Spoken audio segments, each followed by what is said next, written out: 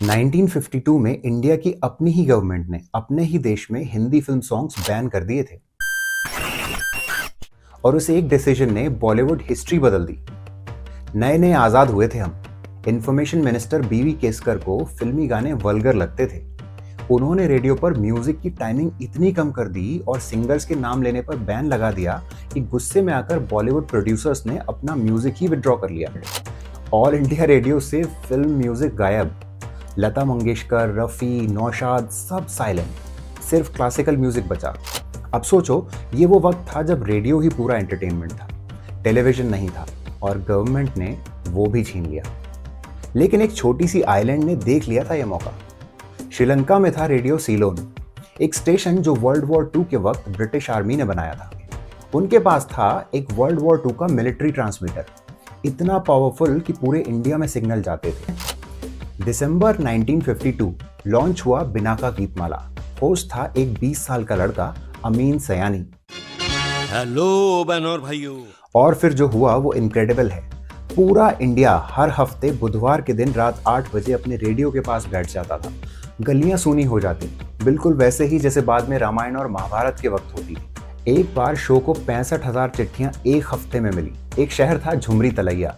वहां के लोग इतने ज्यादा लेटर्स भेजते थे कि पूरा देश सोचता था कि ये जगह एग्जिस्ट ही नहीं करती है। लेकिन इंडिया की गवर्नमेंट उन्हें रोक नहीं पाई, क्योंकि शो इंडिया से चलता ही नहीं था। पहले कुछ महीने अमीन सयानी ने कोलंबो जाकर लाइव रिकॉर्डिंग की। फिर सिस्टम सेट हुआ, बॉम्बे में टेप्स रिकॉर्ड होती थी और स्विस एयर या फिर एयर इंडिया से सीक्रेटली कोलंबो उड़ाई जाती थी। टेक्निकलिटी देखो, गाना इंडिया का, आवाज इंडिया की, रिकॉर्डिंग बॉम्बे की, लेकिन ब्रॉडकास्ट श्रीलंका से। इंडिया की गवर्नमेंट सिर्फ देखती रह गई। आखिर में गवर्नमेंट को झुकना पड़ा। उन्होंने विविध भारती लॉन्च किया। बिनाका गीतमाला चली 42 साल तक और उस 20 साल के लड़के ने जो 25 रुपए में काम शुरू किया, वो बन गया इंडिया का सबसे आइकॉनिक रेडियो वॉइस। 1952 में इंडिया की अपनी ही गवर्नमेंट ने अपने ही देश में हिंदी फिल्म सॉन्ग्स बैन कर दिए थे और उस एक डिसीजन ने बॉलीवुड हिस्ट्री बदल दी। नए नए आजाद हुए थे हम। इंफॉर्मेशन मिनिस्टर बीवी केसकर को फिल्मी गाने वल्गर लगते थे। उन्होंने रेडियो पर म्यूजिक की टाइमिंग इतनी कम कर दी और सिंगर्स के नाम लेने पर बैन लगा दिया कि गुस्से में आकर बॉलीवुड प्रोड्यूसर्स ने अपना म्यूजिक ही विड्रॉ कर लिया। ऑल इंडिया रेडियो से फिल्म म्यूजिक गायब। लता मंगेशकर, रफ़ी, नौशाद सब साइलेंट। सिर्फ क्लासिकल म्यूजिक बचा। अब सोचो, ये वो वक्त था जब रेडियो ही पूरा एंटरटेनमेंट था, टेलीविजन नहीं था और गवर्नमेंट ने वो भी छीन लिया। लेकिन एक छोटी सी आइलैंड ने देख लिया था यह मौका। श्रीलंका में था रेडियो सीलोन, एक स्टेशन जो वर्ल्ड वॉर II के वक्त ब्रिटिश आर्मी ने बनाया था। उनके पास था एक वर्ल्ड वॉर II का मिलिट्री ट्रांसमीटर, इतना पावरफुल कि पूरे इंडिया में सिग्नल जाते थे। दिसंबर 1952 लॉन्च हुआ बिनाका गीतमाला। होस्ट था एक 20 साल का लड़का अमीन सयानी। हेलो बहनों और भाइयों। और फिर जो हुआ वो इनक्रेडिबल है। पूरा इंडिया हर हफ्ते बुधवार के दिन रात 8 बजे अपने रेडियो के पास बैठ जाता था।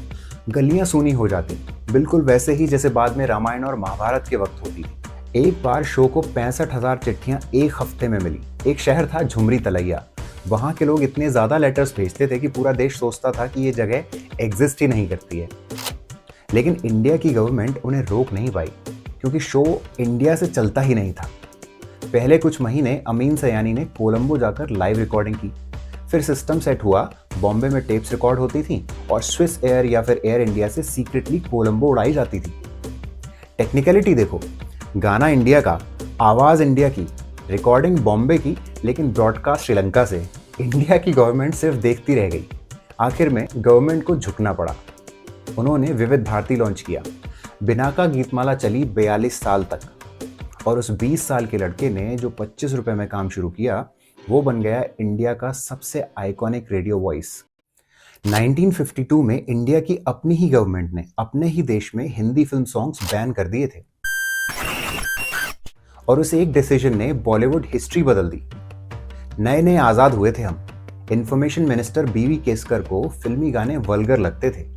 उन्होंने रेडियो पर म्यूजिक की टाइमिंग इतनी कम कर दी और सिंगर्स के नाम लेने पर बैन लगा दिया कि गुस्से में आकर बॉलीवुड प्रोड्यूसर्स ने अपना म्यूजिक ही विड्रॉ कर लिया। ऑल इंडिया रेडियो से फिल्म म्यूजिक गायब। लता मंगेशकर, रफ़ी, नौशाद सब साइलेंट, सिर्फ क्लासिकल म्यूजिक बचा। अब सोचो, ये वो वक्त था जब रेडियो ही पूरा एंटरटेनमेंट था, टेलीविजन नहीं था और गवर्नमेंट ने वो भी छीन लिया। लेकिन एक छोटी सी आइलैंड ने देख लिया था ये मौका। श्रीलंका में था रेडियो सीलोन, एक स्टेशन जो वर्ल्ड वॉर II के वक्त ब्रिटिश आर्मी ने बनाया था। उनके पास था एक वर्ल्ड वॉर II का मिलिट्री ट्रांसमीटर, इतना पावरफुल कि पूरे इंडिया में सिग्नल जाते थे। दिसंबर 1952 लॉन्च हुआ बिनाका गीतमाला।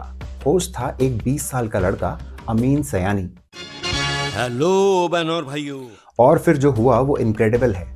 पूरा इंडिया हर हफ्ते बुधवार के दिन रात 8 बजे अपने रेडियो के पास बैठ जाता था। गलियां सूनी हो जाती, बिल्कुल वैसे ही जैसे बाद में रामायण और महाभारत के वक्त होती थी। एक बार शो को 65,000 चिट्ठियां एक हफ्ते में मिली। एक शहर था झुमरी तलैया। वहां के लोग इतने ज्यादा लेटर्स भेजते थे कि पूरा देश सोचता था कि ये जगह एग्जिस्ट ही नहीं करती है। लेकिन इंडिया की गवर्नमेंट उन्हें रोक नहीं पाई, क्योंकि शो इंडिया से चलता ही नहीं था। पहले कुछ महीने अमीन सयानी ने कोलंबो जाकर लाइव रिकॉर्डिंग की। फिर सिस्टम सेट हुआ, बॉम्बे में टेप्स रिकॉर्ड होती थी और स्विस एयर या फिर एयर इंडिया से सीक्रेटली कोलंबो उड़ाई जाती थी। टेक्निकलिटी देखो, गाना इंडिया का, आवाज इंडिया की, रिकॉर्डिंग बॉम्बे की, लेकिन ब्रॉडकास्ट श्रीलंका से। इंडिया की गवर्नमेंट सिर्फ देखती रह गई। आखिर में गवर्नमेंट को झुकना पड़ा। उन्होंने विविध भारती लॉन्च किया। बिनाका गीतमाला चली 42 साल तक, और उस 20 साल के लड़के ने जो 25 रुपए में काम शुरू किया, वो बन गया इंडिया का सबसे आइकॉनिक रेडियो वॉइस।